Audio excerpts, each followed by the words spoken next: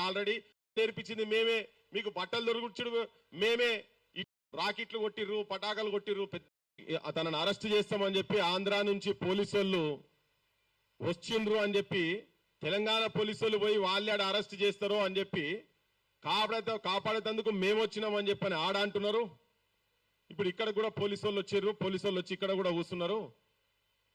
ఎవరైనా మరి వాళ్ళ తనని అరెస్ట్ చేసేందుకు వచ్చినా బయట వాళ్ళు బయట రాష్ట్రంకి వెళ్ళి ఇంత ఈజీగా మొత్తం బార్డర్ దాటి వచ్చి ఇక్కడికి వచ్చి ఇక్కడ మన ప్రాంతంలో ఉన్నటువంటి ఒక మేధావిని పట్టుకొని పోతారు అని అంటే వాళ్ళకి మరి ఇంటెలిజెన్స్ ఏం చేస్తుందో, వీళ్ళ నెట్వర్క్ ఏం చేస్తుందో మాకైతే అర్థమైతలేదు. కానీ ఇది తెలంగాణ సమాజానికి, ఈవెన్ ఆంధ్ర ప్రజలకు కూడా అసలు ఏంది, తన అన్నది ఏంటిది, వాస్తవాలు ఏంటి, తెలంగాణ ప్రజల లోపట, తెలంగాణ మేధావుల లోపట, తెలంగాణ రచయితల లోపట, తెలంగాణ కవుల లోపట, సామాన్యమైన ప్రజల లోపట, తెలంగాణ యువతరం లోపట అసలు ఎందుకు ఈ ఘర్షణ జరుగుతున్నది?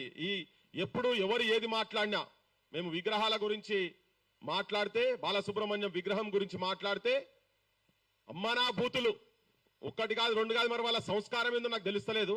ఈ రాజకీయ పార్టీలో పెట్టిపిస్తుండ్రా లేకపోతే సామాన్యమైన జనం పెడుతున్నా తెలుస్తలేదు. అమ్మనా బూతులు అంటే మేము అడిగిన దానికి, ప్రశ్నించేదానికి జవాబులు చెప్పకుండా ఎందుకు బాలసుబ్రహ్మణ్యం విగ్రహం ఇక్కడ ఎందుకు వద్దంటున్నాం అనే దానికి కారణాలు చెప్పినాం మేము.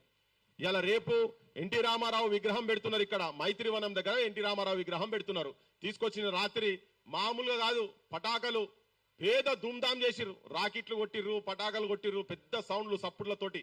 మైత్రివనం అది కూడా బిజీ ఉండే సెంటర్ దగ్గర ఇంత ఉత్సవాలు చేసుకుంటే ఎన్టీ రామారావు విగ్రహాలు ఇక్కడ ఎందుకు పెట్టాలి, మేము ఎందుకు వద్దంటున్నాం అనేది కారణాలు చెప్తే కూడా ఒక కిరాయి గొంతుకు ఇక్కడ ఎందుకు పట్టాభిషేకం చేయాలని చెప్పని మేము ప్రశ్నిస్తే, దాన్ని అసలు మీకు బతకరాదురా, మీకు అన్నం తినరాదురా, మీకు వ్యవసాయం నేర్పించింది మేమే, మీకు బట్టలు దొరుకుచుడు మేమే, ఇట్లా ఘోరంగా, నీచంగా, హీనంగా అంతకుముందు సినిమాలలో ఉండేది ఇప్పుడు బహిరంగంగా సెల్ ఫోన్లల్లా వాళ్ళ భాష, వాళ్ళ సంస్కృతి, వాళ్ళ సాంప్రదాయాలు, వాళ్ళ పద్ధతులు ఎట్లున్నాయో ఈ సెల్ ఫోన్లలో మొత్తం వాళ్ళు ప్రదర్శిస్తున్నారు. వాళ్ళ లోపల ఉన్నటువంటి బూతు పాండిత్యాన్ని ప్రదర్శిస్తున్నారు వాళ్ళు.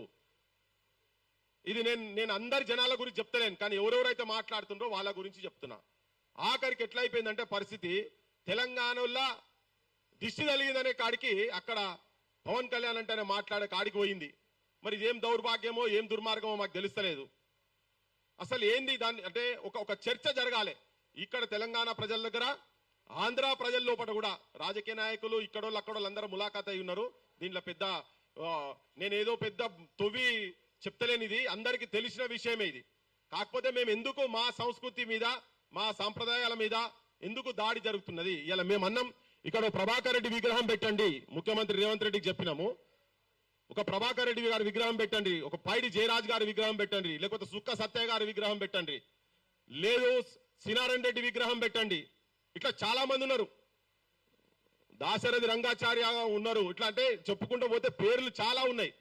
పోనీ ఒక ముఖ్యమంత్రి, మాజీ ముఖ్యమంత్రి అనే కనుక అనేది ఉంటే ఆయన చాలా బొచ్చడు వచ్చినాయి. ఇక్కడ ఆల్రెడీ గల్లీ గల్లీకి విగ్రహం ఉండనే ఉన్నది. ఇక్కడ ఆల్రెడీ ఎన్టీఆర్ ఘాట్ కూడా ఉన్నది, పాడే 4 ఎకరాలు 5 ఎకరాలలో ఉన్నది ఆల్రెడీ. ఇప్పుడు మేము కూడా ఏంటంటే మేము కూడా ఆలోచించాల్సి వస్తుంది. మీరు ఇంత అతి చేస్తే, నేనే చెప్తున్నా క్రాంతి దళకెళ్ళి మేము కూడా రేపు తెలంగాణ ప్రజల తరఫుకెళ్ళి అవసరమైతే మరి ఇక్కడ దిగి మొత్తం తొవ్వి రేపు మా ప్రభుత్వాలు వచ్చినాడు తీసుకుపోయి మీరు అక్కడ ప్రకాశం బ్యారేజ్ కాడ పెట్టుకుంటారా, మరి మేము అవి కూడా తీసి పంపించాల్సిన పరిస్థితి ఏర్పడుతుందని చెప్పదలుచుకున్నాం. ఎందుకు గిచ్చికయ్యం పెట్టుకుంటున్నారు అంటే, ఇంకా తెలంగాణ వచ్చిన తర్వాత కూడా ఆంధ్ర పెత్తనం మేము సహించే పరిస్థితి లేము. బాలసుబ్రహ్మణ్యం తెలంగాణ జయ జయ హే తెలంగాణ పాట పాడను అన్నాడు. ఆయన ఒక కమర్షియల్ ఆర్టిస్ట్. ఇక్కడ తెలంగాణ సమాజం గురించి, ఇక్కడ జీవితం గురించి, ఇక్కడ ప్రజల గురించి ప్రాణత్యాగాలు చేసిన వాళ్ళు, ప్రజా సాహిత్యం రాసినటువంటి వాళ్ళు ఎంతో మంది పుట్టినటువంటి గడ్డ, ఎంతో మందికి పురుడు పోసుకున్నటువంటి గడ్డ. ఈడ వాళ్ళే కావాలి మాకు మొదటి వరుసలు అని చెప్పినాం. అప్పుడు కూడా అమ్మనా బూతులే, అడ్డగోలుగా బూతులు. ఇక మామూలు కాదు, నేను చెప్పలేను, నేను ఈ మైకుల ముంగడ చెప్పలేను.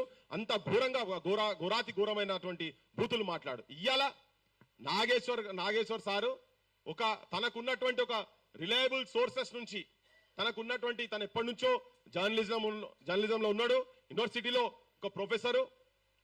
ఇలా ప్రపంచం మొత్తం మన ప్రాంతం వాళ్ళు ప్రపంచ స్థాయి మీద మాట్లాడగలిగినటువంటి ఒక వ్యక్తి అక్కడ ఉన్నాడు. ఇవాళ ఇక్కడ పాశం యాదగిరి గారు ఉన్నారు, తర్వాత వినాయక్ రెడ్డి సార్ ఉన్నారు. ఇట్లా చాలా మంది ఇప్పుడు వస్తున్నారు, మారవు శ్రీధర్ గారు కూడా వస్తున్నారు. ఇటువంటి వాళ్ళందరూ ప్రపంచ జ్ఞానం ఉన్నటువంటి వాళ్ళ మాటలను వాళ్ళు మాట్లాడితే కూడా ఒక సమాచారం ఒకటేదో తనకు తెలిసిన సమాచారాన్ని చెప్తే, జగన్ విషయంలో ఏదో సమాచారం చెప్తే ఇక ఆయన మీద కేసులట. ఈ కేసుల కథ ఏంది? భూతు పురాణం మొత్తం. అసలు నువ్వోనిరా, మా ఆంధ్ర రాజకీయాల గురించి మాట్లాడేందుకు నువ్వోనిరా అని చాలా ఘోరంగా, చాలా హీనంగా నువ్వోనిరా అని మాట్లాడొద్దా? అది రాజ్యాంగంకెళ్ళి అవతలున్నదా? మనమేమైనా మాట్లాడితే వేరే తిరగబోతుంది. ఇక మేమన్నా మరి నీకేం పనరా నాయన, నీకు ఇక్కడ శనివారం ఆదివారాలు చంద్రబాబు అంటోనికి ఇక్కడ ఎందుకు పని, వీడికి ఎందుకు వస్తున్నారు, పవన్ కళ్యాణ్కి ఇక్కడేం పని అని చెప్పని. ఎందుకంటే ఇక్కడికి వచ్చి వాళ్ళు ఏం చేస్తున్నారు అంటే ఇక్కడ వాళ్ళ ఆస్తులు, వాళ్ళ బిజినెస్లు, వాళ్ళ దందాలు నడుపుకునేటువంటి పని వాళ్ళు ఇక్కడ చేస్తున్నారు. కాబట్టి ఇక్కడ రాజకీయాలల్లా, ఇక్కడ ప్రజల లోపల సినిమాలల్లా గుండాలకు, విలన్లకు, రేపిస్టులకు తెలంగాణ భాష పెట్టింది. కాబట్టినే మా సంస్కృతి మీద దాడి చేశారు. కాబట్టినే ఇక్కడ ఉన్నటువంటి మా మేధావులను, ఇక్కడ మా కళాకారులను, మా సాహితీవేత్తలను, ఈ మట్టి వాసనను కాపాడేటువంటి ప్రయత్నం చేసిన ప్రతి ఒక్కరిని మీ పాలకులు తొక్కింది. కాబట్టే ఇవాళ ఈ పంచాయతీ వచ్చింది. అందుకే ఇవాళ ఎన్టీ రామారావు విగ్రహం మీరు తీసిరు కాబట్టి చెప్తున్నా, పెడుతున్నారు కదా. ఎన్టీ రామారావు విగ్రహం ఇక్కడ పెట్టాల్సిన అవసరం లేదు మైత్రివనంలా, ఇంకా విగ్రహాలు అవసరం లేదు ఈ తెలంగాణలో. మీరు ఇట్లనే చేసుకుంటూ పోతే మాకు అవి దిష్టి బొమ్మలు లెక్క కనబడతాయి రేపటి నుంచి. ఎందుకంటే మా ప్రాంతంలో మా బిడ్డలు మీరు అవి చూపించి ఇంకా తెలంగాణ వచ్చిన తర్వాత కూడా వాళ్ళే తప్ప తెలంగాణ ఇంకా వేరే వాళ్ళు గతి లేరు అని చెప్తున్నారు. ఆయన కన్నా ఎక్కువ సినిమాలు నటించిన వాళ్ళు ఇక్కడ. పైడి జయరాజు అద్భుతమైన హీరో. ఇక్కడ కాదు బాంబేలో పోయి వెలిగిండ్రు. ఇక్కడ వీళ్ళ తట్టుకోలేకపోయి అక్కడ పోయి వెలిగిండు ఆయన. ఆయన గురించి ఎవరు మాట్లాడరు. అటువంటి వాళ్ళ విగ్రహాలు కావాలని చెప్తున్నాం మేము. ఇక్కడ ప్రభాకర్ రెడ్డి గారి విగ్రహం కావాలని చెప్తున్నాం. మా శ్రీనారాయణ రెడ్డి గారి విగ్రహం కావాలని చెప్తున్నాం. ఇప్పుడు ఆల్రెడీ ఉన్నాయి కదా, కలిపిండు తెలంగాణను. తెలంగాణ ఇప్పటిదాకా ఏడ్చుకుంటూనే ఉన్నది, ఇప్పుడు కూడా ఏడుస్తున్నది. ఇప్పుడు తెలంగాణ రాజకీయ నాయకత్వం, ఆంధ్ర పెట్టుబడిదారు వర్గాలు, ఆంధ్ర రాజకీయ నాయకుల మోచేత నీళ్లు దాక్కుంటా వాళ్ళు ఎప్పుడు బార్ కంటే మొరుగు అంటే మొరుగుతారో, సప్పుడు ఇవ్వకుండా రాజకీయ వ్యవస్థ ఉన్నది. కాబట్టినే ఇవాళ మేము మాట్లాడుతున్నాం. బరాబర్ మేము వ్యతిరేకిస్తాం. ఇక్కడ వాళ్ళ విగ్రహాలు వ్యతిరేకిస్తాం. ఏ ముఖ్యమంత్రి పెట్టిండండి అక్కడ? మీరు సమైక్య రాష్ట్రంలో చెన్నారెడ్డి గారిది పెట్టిరా మీరు అక్కడ విగ్రహం? పోనీ మీరు వరప్రసాద్ గారు రేపటి నుంచి మీ దగ్గర చూడండి, మాకు 10 పోస్ట్ చేసి పంపండి. ఇదే ప్రెస్ క్లబ్ అడ్రస్ కు మీరు పంపండి. ఎక్కడ చెన్నారెడ్డి గారి విగ్రహం ఉన్నది, ఎక్కడ అంజయ్ గారి విగ్రహం ఉన్నది. మరి వాళ్ళు కూడా సమైక్య రాష్ట్రంలో ముఖ్యమంత్రులే కదా. ఎక్కడ పివి నరసింహారావుల విగ్రహాలు ఉన్నాయి చెప్పండి. ఎందుకు పెట్టాలి మేము?